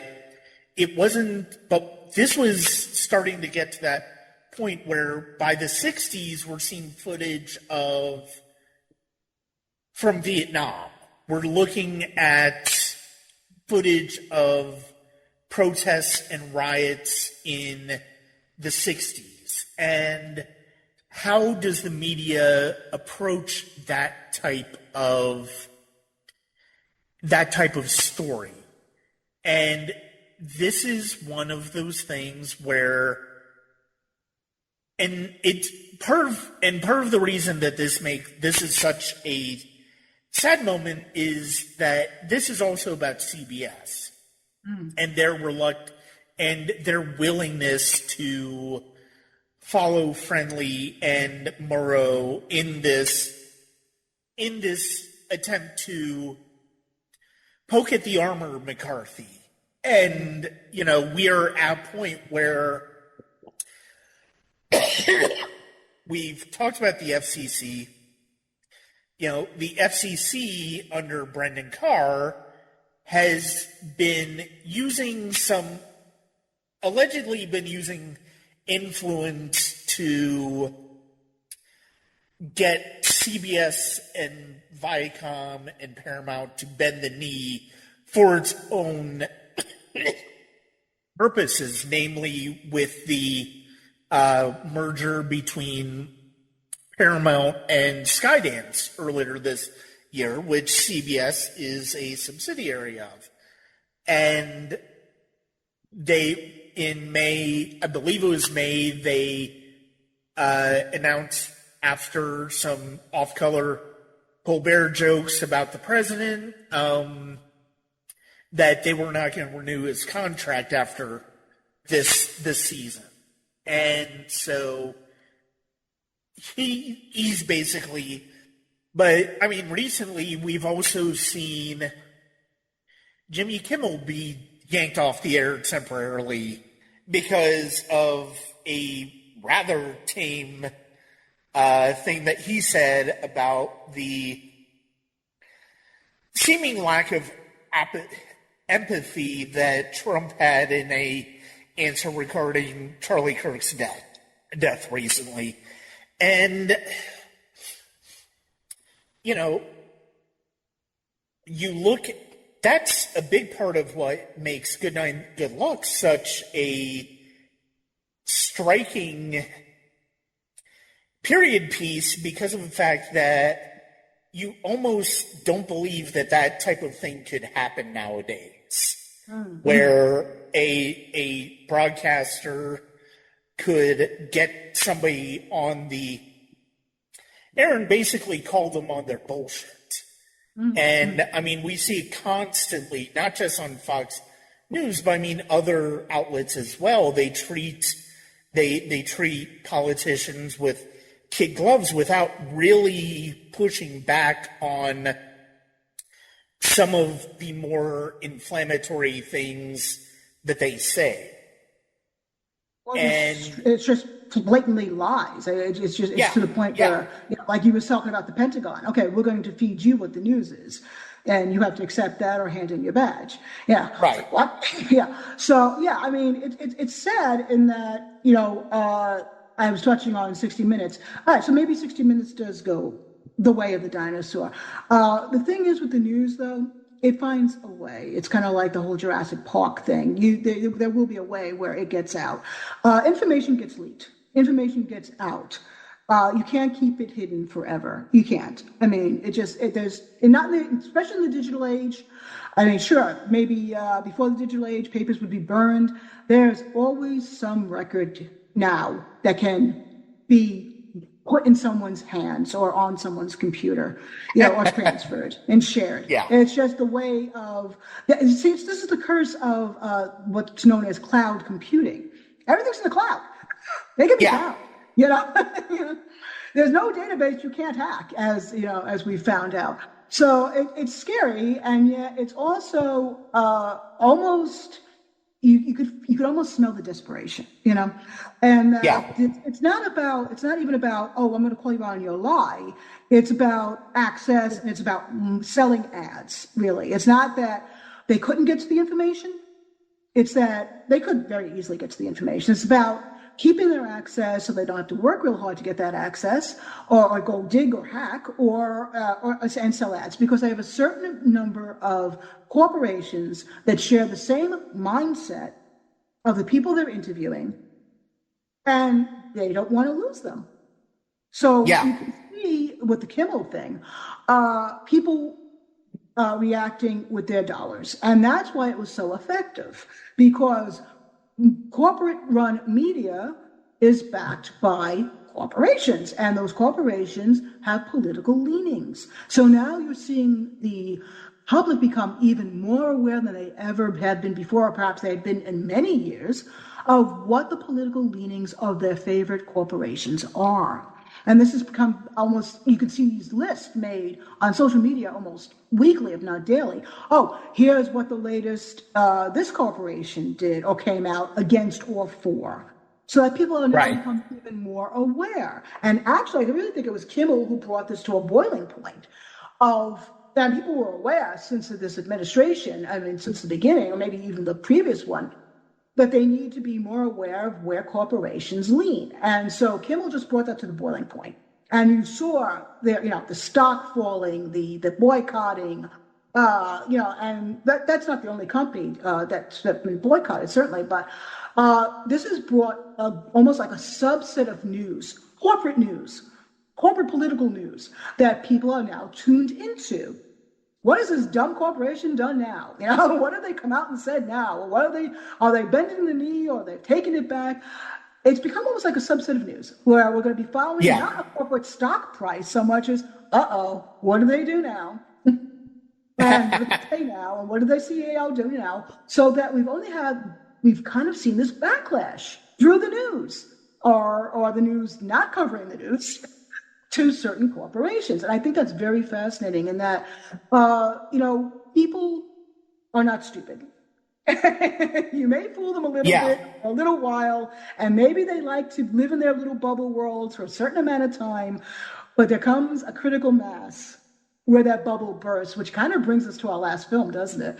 It really does, yeah. Start to crack. That bubble starts to crack, And Murrow brought that about in that, everybody thought Senator McCarthy was this great American guy. Hey, he's trying to, be American. He wants everybody to be more American. He wants to call out the un-Americans. And people bought into that for a while. And some of them just rode that party line down to the end with him. But there's also the cracks showing. And I don't think Murrow actually caused the first cracks. Murrow did not cause the first cracks to appear. I don't believe that. I think the first cracks started to appear early on in the hearing, simply because when people were testifying, it wasn't gelling. Some of these stories just weren't holding together. But Murrow brought it to a boiling point. Mm-hmm. And that's what he's known for. He's not necessarily known for breaking the news. He's known for bringing it to a head. He's for breaking the little bubble world that people were comfortably ensconced in, and didn't want to necessarily let go of for a long time until they had to. It's kind of like the Titanic analogy again. You can only steer the ship so fast and turn it away so fast. It takes time. The momentum has to build. Right. And unfortunately, in the process, a lot of people may get hurt waiting for that turn to happen. And we've seen that time and time again with the news. The news reports, but until that momentum builds, even with the sentiment with Vietnam, it took a while for us not to just say, "Oh, it's just those crazy kids just not wanting to go and do their duty to their country." It took a momentum to build to finally say, "No, this is wrong. This is bad. This was a mistake to get into in the first place." And of course, and it was it was a series of flashpoints. It's, whether it's the Pentagon Papers, whether it's seeing the images of body bags being on TV or violence on TV, whether it's the shooting at Kent State, whether it's the idea of seeing protests and realizing that this is not a sustainable way for us to go about our business. And you brought up social media, and I will say one of the things that's great about social media, one of the things I think has been beneficial about social media is you have a better idea of the leanings of your favorite places now than you ever did. Like, you look at and you brought up the capitulation of certain corporations. You look at Target rolling back their DEI practices. You look at Chick-fil-A and the way that they are using the profits of their restaurant to promote anti-LGBTQ views. And that's one of those things. And then you look at the new media, you look at someplace like WikiLeaks. Now Julian Assange is a very problematic person to look at, but you look at what that platform brought us in terms of information about the Iraq War and the war on terror. You look at the information that brought on when it came to government surveillance. This is all invaluable. Now, granted, it also brought us, emails that were cooked to make it seem like high-ranking Democratic people were had a pizza code for child sexual abuse. And, but at the same time, you look at things like what Chelsea Manning brought out, what Edward Snowden brought out, there's value in that. And there's value in all of these different outlets being an opportunity to, and we haven't even gotten to the fact that this current Secretary of Defense accidentally put journalists in a signal chat about war plans. We haven't even talked about that yet. And we've talked about the current Department of Defense a few times. And it's so, how many people would that news had reached without social media? Yeah. And it's one of those things where, and the advent of the internet, it's like it's important to really have that. Now, granted, I mean, you brought the Guy Fawkes Max. I will say it's like anybody anticipating Anonymous trying to release the Epstein files or something like that. That's not happening. Anonymous is a bunch of the current Anonymous is a bunch of trolls. They haven't done anything meaning a decade or so. And, but the fact of the matter is, it's like there are people who are digging into this, and we would not have known about so many of these injustices without Murrow and Friendly and Bradley and Woodward and Bernstein and so many other people. And it's one of those things where, and we still have one more film to talk about, and we'll get to it because it's another great example of this idea of speaking truth to power and holding power to account in Spotlight. We live in an era where we almost live in multiple realities at once, and it's frightening, and it's almost, I'm not quite sure how we get out of it, because there would be hundreds of millions of people who would be at the time felt like what McCarthy was doing was more than justified because of the propaganda of the government against communism and Russia. Now, granted, I mean, yeah, it was the nuclear war, but, it was the closest we've come to a nuclear war, thankfully. But the fact of the matter is, there was so much, people like to look back nostalgic on the 50s. It's like, it was not as picturesque as it made it out to be. Well, that's what I always say. The Age of Aquarius was no fun, people. I'm sorry. It was not. Not if you're a little kid and you have to, and the funny thing is the Cold War still lingered on even into the 70s. I mean, I remember being a kid and having to still go huddle against the hallway. And why? In case of atomic blast, that was not going to save you. No, not at all. Still haunting or being kicked around. I'm thinking, what? Even as a kid, like, what? Yeah, so that wasn't working. But the 70s were horrible, especially in New York City. The city was bankrupt. The feds told us to drop dead. We had the Summer of Sam. No nostalgia here. It was ugly. But the music was fantastic. That's what we had going for us. The problem with Spotlight, I gotta tell you, I was kind of like, we've been slowly creeping up towards it. And this one is kind of painful for me. It is. I find this one I love the film.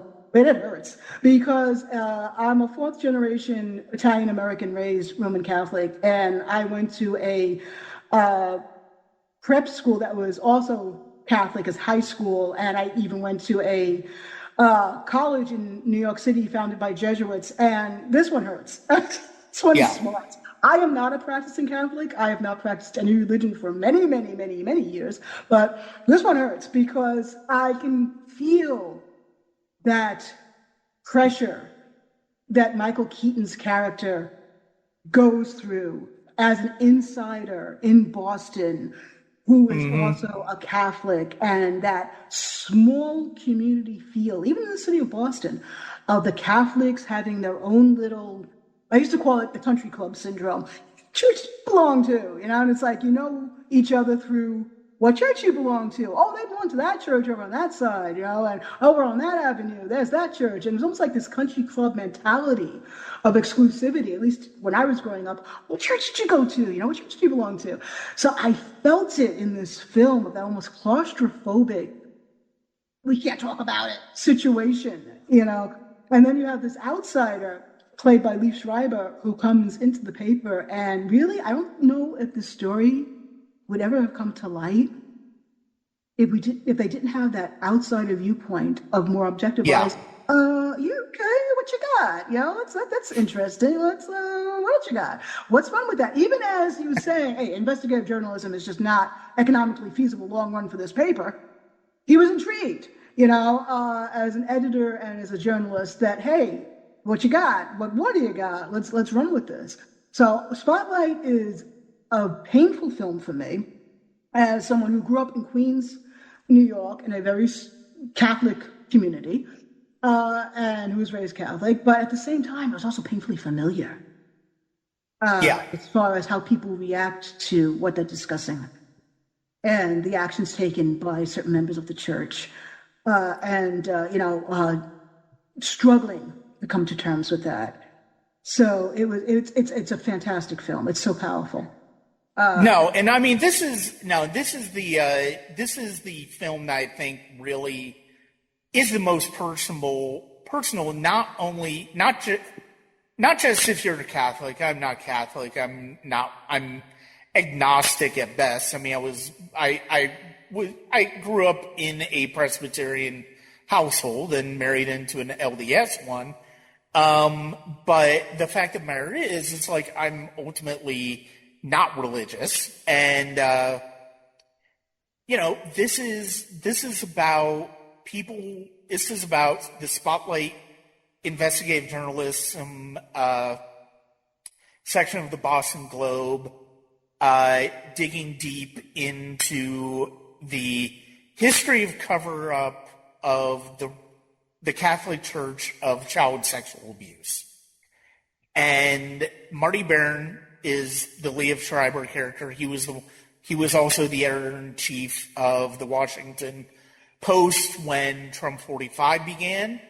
So I think that is part of where you get a lot of their pushback, even if you don't necessarily see it now at the time. But the fact of the matter is, it's like, I think if you look at, this is about this is the one that is truly about deep investigation, right? Like, this is, like, they're not going to put anything out for months, if not years. Like, Woodward and Bernstein, while, yes, they were working on a long-term investigation of Watergate, they were also putting out reports every now and then whenever new goalposts of down the way of Watergate came up. And that's not what Spotlight is. Spotlight, it was about these three reporters and Michael Keaton. I mean, 4 reporters. They were all working together to bring to light a painful reality for people of faith and a painful truth of people of faith. And, look, the fact of the matter is, we've seen countless times where this is not unique to the Catholic Church. Like, all religions deal with this level deal with pedophilia, with pedophiles, with child sexual abuse. every religion.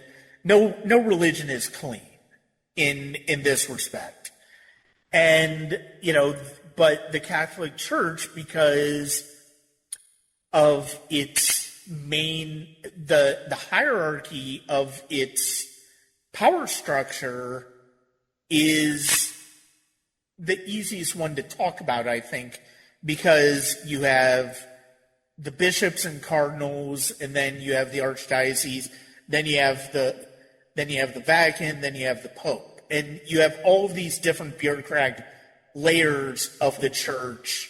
And I think that's what makes the Catholic Church more of the flashpoint for a lot of people when it comes to religious institutions and child sexual abuse than other religions, even though it is something that is consistent throughout religions, unfortunately.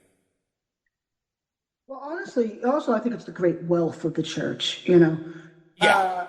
I mean, they have had money to pay off people who have been in these situations, to silence them for many years. They have had money to cover up the wrongs done for many years.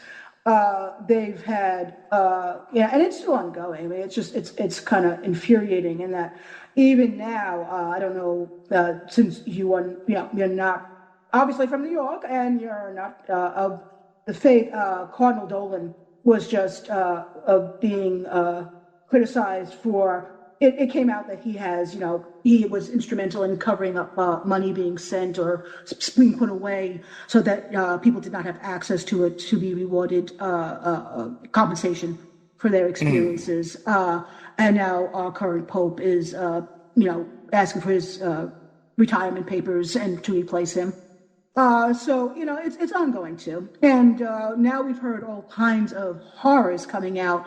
Now that I live in the Pacific Northwest, of the church doing horrible things to Native American children. And so it's not just in the cities, East Coast major cities, West Coast major cities in general in America or around the world. This has been an ongoing, systemic thing that, because the Catholic Church is so wealthy and is just about everywhere, it's easier to focus on the Catholic Church simply because, their influence is global. Their wealth is incredible, and it's been going on for so many years, and they've had the means to manipulate how people view the church. Yeah. No, absolutely. And no, I mean, I think and I think one of the things that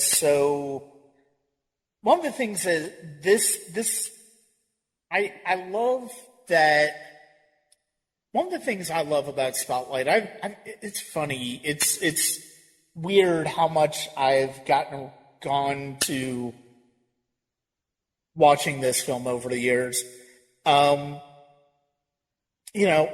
think it's fascinating because of the fact that I love that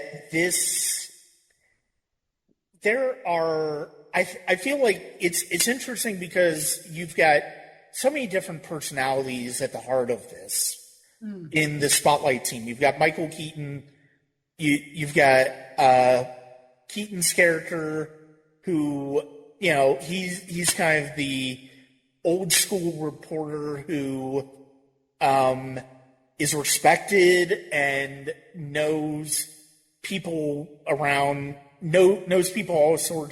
all around the city and can get doors open. Mark Ruffalo, who's the lapsed Catholic who's angry at this being covered up. Rachel McAdams' character, who is struggling with this from a personal standpoint because of the fact that her mother still goes to the church and she still goes with her. And then you've got the family man who realizes that he's not living far down the road from some of these priests, and it's striking to see the way they're different, the ways that their different perspectives bring to this story and the writing of this story and the way that they approach this story. Yeah, it's an ensemble. Right? It is an ensemble film, isn't it? It's so powerful in that you have all these different viewpoints coming together to make this really powerful, gut-wrenching story of, in the case of Keaton's character, it's revealed that he didn't run with the story years earlier, and it's almost like a redemption arc for him. And that it's like, well, why didn't you? What the heck? What was that all about? But like I was saying earlier, it's hard. It can be hard to recognize a crisis when you're in the middle of it, and it can be hard to recognize that an institution that has been traditionally a source of comfort in your community could, be kind of like poisoned around the edges. It's hard. I mean, it's hard. It's hard to recognize that. I mean, there's two people who are Catholics and rightfully so, who find comfort in the church. I mean, what your faith is your personal choice, and I'm not bashing on anyone who has faith at all. It's just that this religion as an institution has systemically covered up generations of suffering that was inflicted on it, and with knowledge, and that has to temper someone's viewpoint. I think you could still have a spirituality, and yet maybe be critical of some of the practitioners, the leaders of your church. That doesn't paint it all as evil. It's just that there's certain members of the church who maybe need to be questioned. And so I think what the problem is here is that it's so community-based. It's so integral into people's lives. This church in Boston, in certain areas of the country, that it's and it could be any church. How do you point a finger there? How do you just without disrupting everybody, everybody's way of life? It's like, don't you value your way, a quote unquote way of life? It's almost becomes a condemnation of faith in general. And it's like, no, you can have your faith and separate it out from the bad actor. And I think that's the problem. I think recognizing the bad actor as not necessarily being representative of the faith, when we are taught as children that that's exactly what they are. That's the problem. I think that's the problem. I think that's the thing that Keaton is wrestling with. I think he sees that people around him, and let's face it, he's an old timer, like you say. He knows everybody in the community, right? He's an old school guy. He's mingled with everybody who's anyone in Boston. He's probably interviewed anyone who has power at least a few times. And now he's faced with, what am I pulling down here? What am I exactly blowing up here? And why didn't I do it earlier? And was it merely simply not that I didn't have the time to focus on it? Was that really just the reason? So I love that it forms like you have this larger picture of this ensemble cast, but also what they mean to them personally. Like you were touching on Rachel's McAdams character. Like, how do you face your family? They're just going Sunday mornings. They're packing up the car and getting dressed and getting ready to go. How do you face your family with this information? That's one of the beautiful, brilliant things about Spotlight is they really raise the question that any journalist would face. How does this impact you personally, this story? How is it going to impact your life personally, the people around you that you care about? I think that this is something that people need to be very painfully aware of these days, as we are seeing more and more people report on happenings in their communities. What does it mean to come forward? And do you really realize the full implications of it on you, on the people you love, on your community that you've lived in for a long time or have deep roots into, or maybe want to set up deep roots into and want to stay a while? Lee Schreiber's character came in And you know, he was the new editor. I think he wanted to stay for a while. You know, what does it mean to say, okay, we're going to go forward with this news? Yeah, you Yeah. know, it's an ongoing story, isn't it? I mean, we keep uncovering more and more of the abuse that's been on for so very long, and people have come forward that maybe have held this story locked down in their hearts for years, of their personal firsthand accounts of people they've known in their families that have been affected, friends. Yeah, it's really so powerful, and that's why it's so painful to watch. I mean, I love this film. I love rewatching it, and every time you watch it, I think you focus on a different character's viewpoint. I mean, that was what was for me. You know, Rachel McAdams used to be the person I focused on simply because, oh yeah, you know, I identified with her as wanting to pursue a story, even though, ouch, it's going to really hurt my family. You know, and now I identify more with Ruffalo trying to get the story out of Stanley Tucci. Yeah. Who is he really a good source? Is he really a good source of information? Can you trust him? I mean, you know, and Stanley Tucci being absolutely brilliant always, but I love his character in this film. You know, and again, an outsider saying, dude, you know, you don't know the half of it. Yeah. I've been around long enough to know. Well, You go ahead.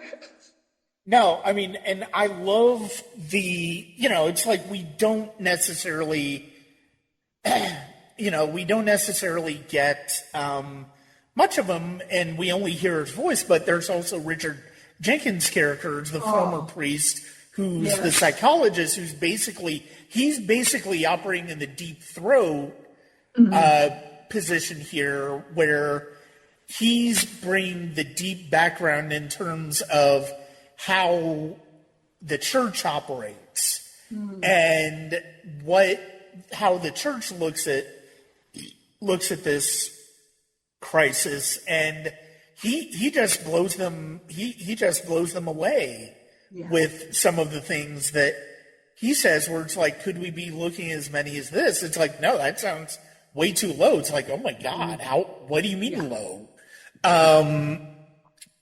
And the fact of the matter is, he finds out, but the thing that's interesting is the fact that we find out in his last conversation with Ruffalo's character that he's still a man of faith. In spite of that, you know, it's just not necessarily the same type of faith he had as a child, but he thinks it's important for him to still have, and I think that is, I think that's fascinating in the way that they approach this story. So yeah, I really respect that. I love the voice. I mean, that's all you need. I mean, he's brilliant, and he's so brilliant. And I don't even think he was credited. It was just like, wow, my goodness, it's just like, if you recognize him, you recognize him. The idea that your faith can evolve, you know, and I think it should. You know, and I think you should check in with your spirituality or lack thereof in different points of your life, and find out if it's still working for you and what needs to change as to what your needs are, what you find value in. So I really respected that character so much, and that he was able to speak the truth and yet still find value in ultimately what he believed in. So that, I mean, that's one of the most powerful parts of this film. What do these people believe? What are they remaining? What are they left standing with? At the end of the film, how have they evolved? What has this left them with? Do they still believe the same things that they believed at the beginning of the film? Yeah, and you watch their arcs, and they interact, and they intercombine, and they interweave, and it's just amazing. It's amazing that the way they bounce off of each other as an ensemble is just so powerful. I loved it. You could just see that so much of Keaton's character isn't even spoken. You just see it in his face. No, I mean, Keaton is one of the best visual actors I think of our generation. He truly is.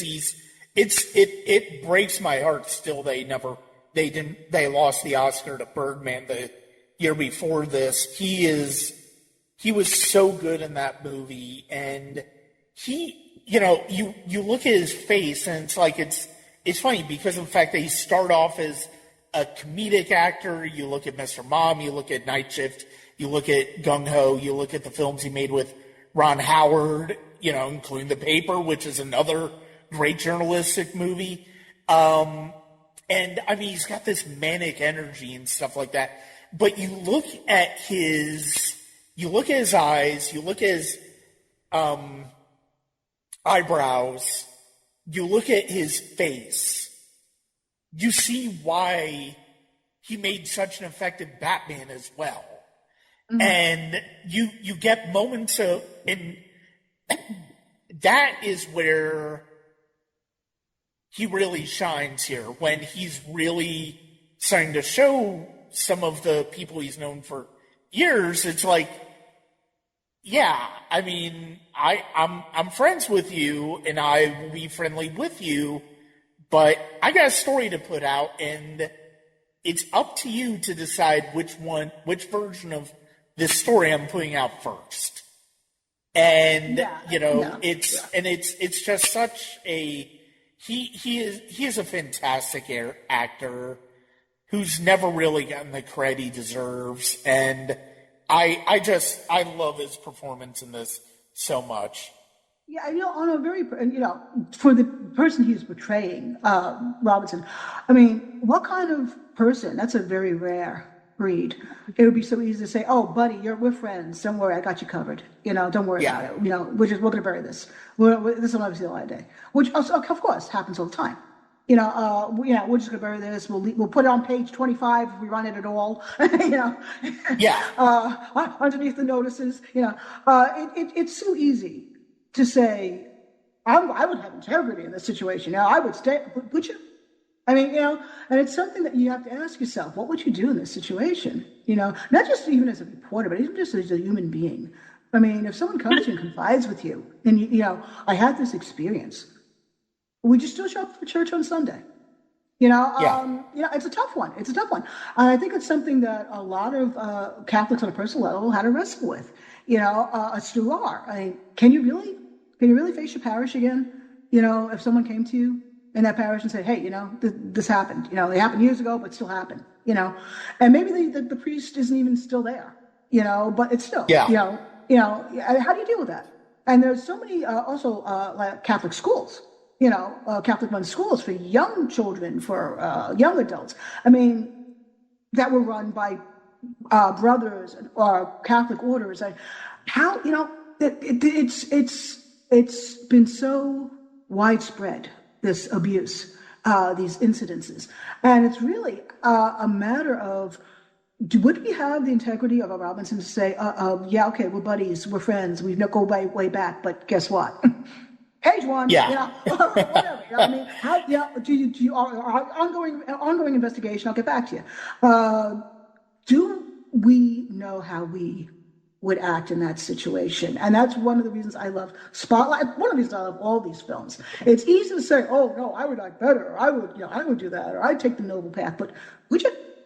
If there's death threats coming in, or if your family's being threatened, or your livelihood is being threatened. Or, even maybe the small paper you're running is being threatened with closure because all your ads are being pulled. To be pulled. Would you? No, exactly. And I mean, no, you look at this. This is a movie that excellently, it ties into kind of what I was bringing up with the post with Kay Graham, because like she's somebody who has to struggle with, well, I'm good friends with the former Secretary of Defense. Am I comfortable with publishing a story that's not going to put him in the best light? And, Ben Bradley, right? He is somebody who we see him wrestling with his access to power throughout that. And then we have the other side, which is she said, where it's like, we see Megan Twohey early on. Her life kind of gets upended while she's pregnant when she's trying to report on Donald Trump before the election, and it brings added stress to her life, and it's one of those things where it's like you look at journalism and you look at Good Night and Good Luck, and they had to deal with the same thing, and there's so many, and Julie K. Brown, who really uncovered a lot of the things about Epstein before he died, and why he got away with what he got away with, legally speaking. And you look at these stories, you look at the way these stories unfold, you understand there is significant risks for what journalists do, and we must applaud the ones who are not afraid to take those risks. And there's we should. Legal risks, there's physical risks, it's there's economic risks. Yeah.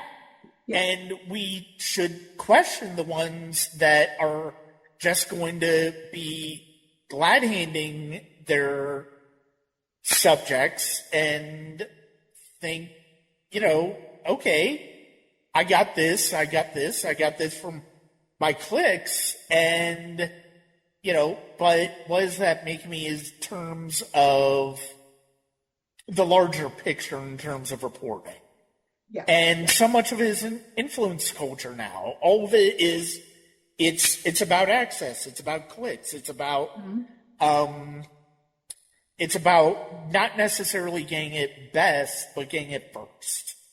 And, it should be said, even in major media, there's a huge difference from someone who just reads a teleprompter to someone who has actually done the work and dug up the story and worked on it. Huge. We see more teleprompter readers now, even on major news, than we do actual reporters, as who can call themselves journalists, who have done the work, who've pounded the pavements, who've got microphones in people's faces and say, comment, on the record. And that's a huge difference. That's a huge difference of what has changed. What we see in Spotlight is these people went up close and personal. They sat down, had coffee, interviewed, went to people's homes, met them in coffee shops. They did the work. They did the legwork of the personal accounts, of each and every individual that they, and it wasn't just, I'm going to read this as a teleprompter, and somebody else packaged this for me in nice little sound bites, so you can have your little clicks for the day, and that is what journalism is. It's not what we see to a certain extent now.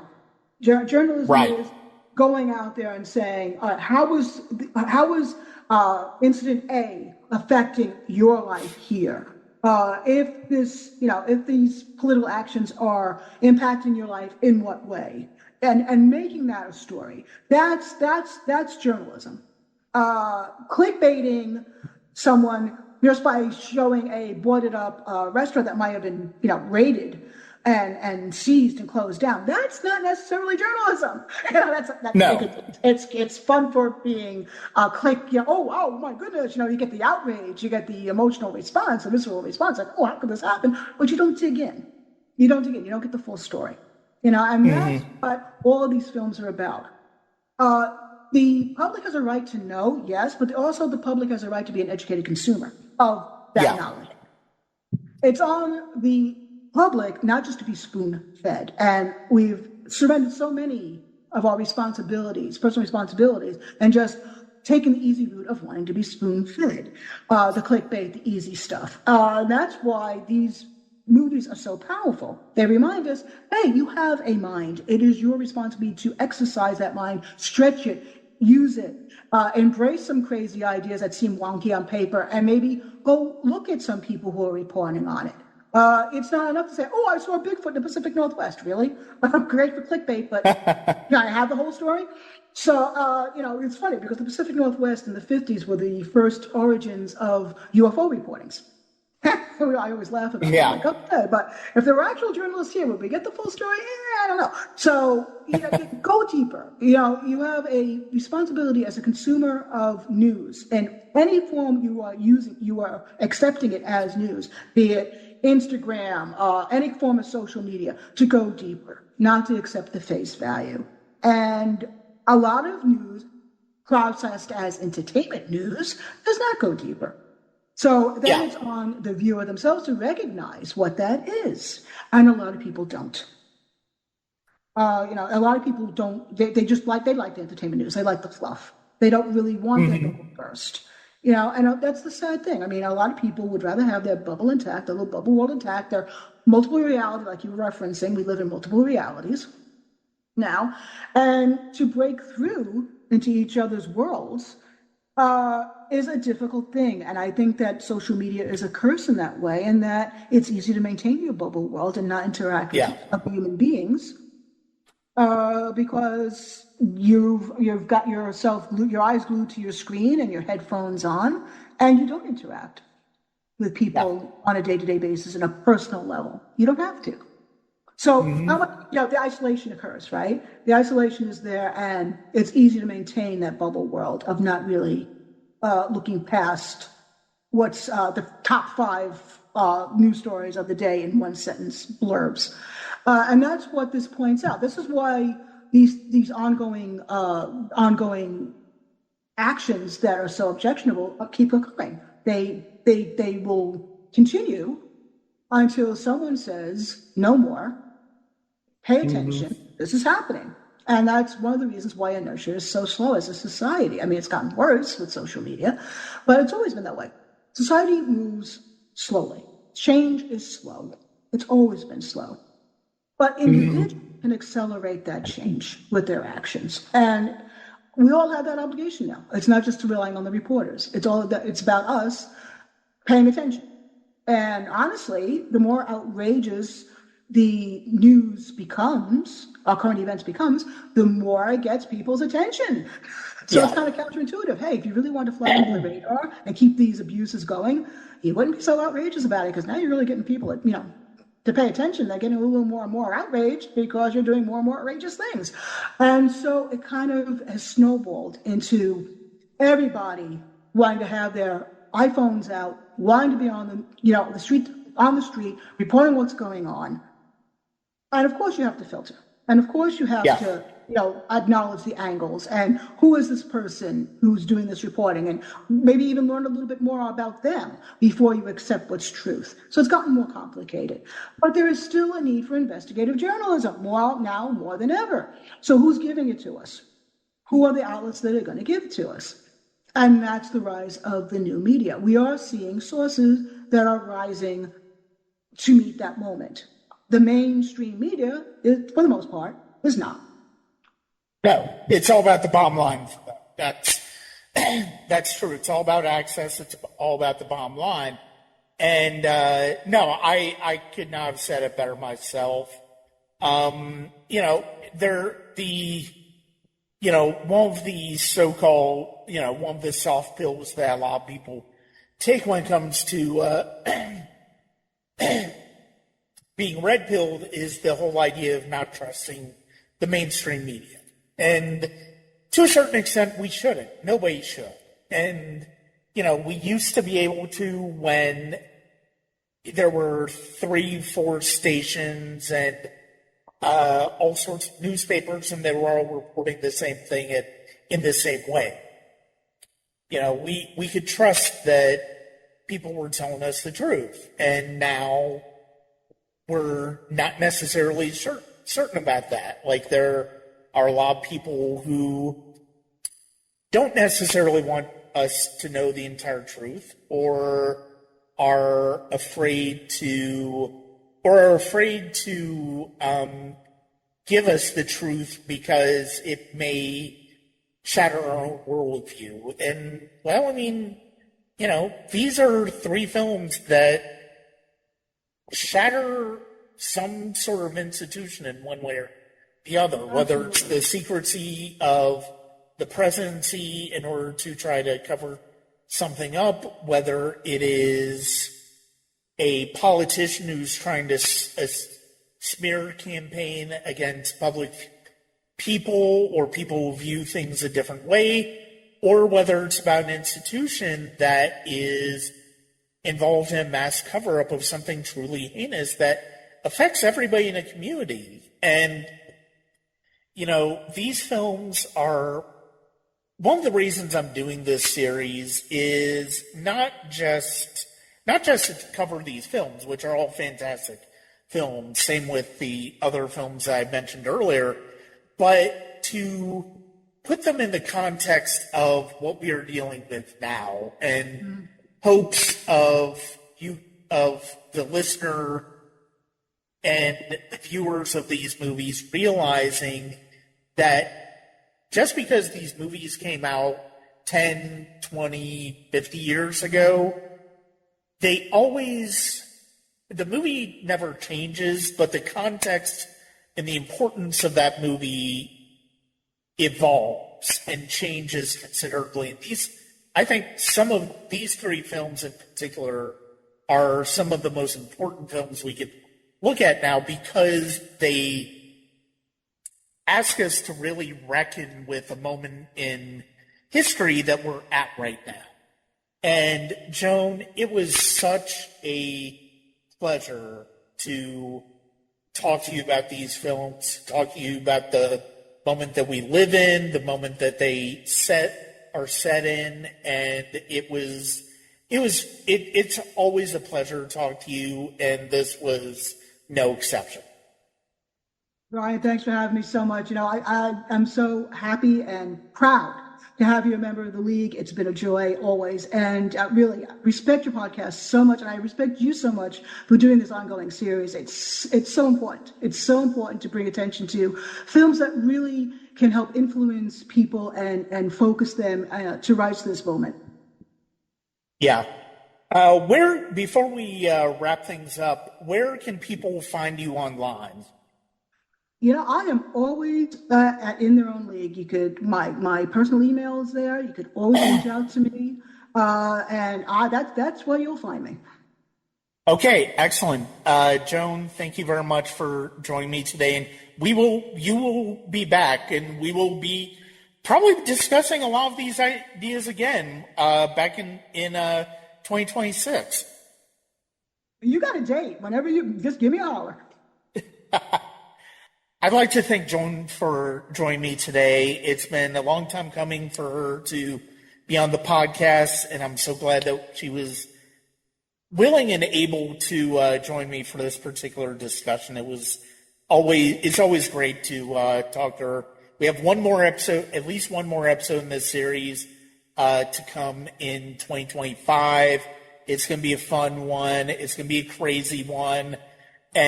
But we will be continuing this into 2026 because there's so much to talk about. That's going to be it for this episode of the Sonic Cinema Podcast. Thank you for joining us wherever you listen to podcasts, whether it's Apple, Spotify, YouTube, Good Pods, wherever you listen to podcasts. Click subscribe, rate, review. It's always appreciated. You can also check us out at patreon.com/Sonic Cinema. But more importantly, you can also find the podcast, my reviews, my blogs at www.sonic-cinema.com.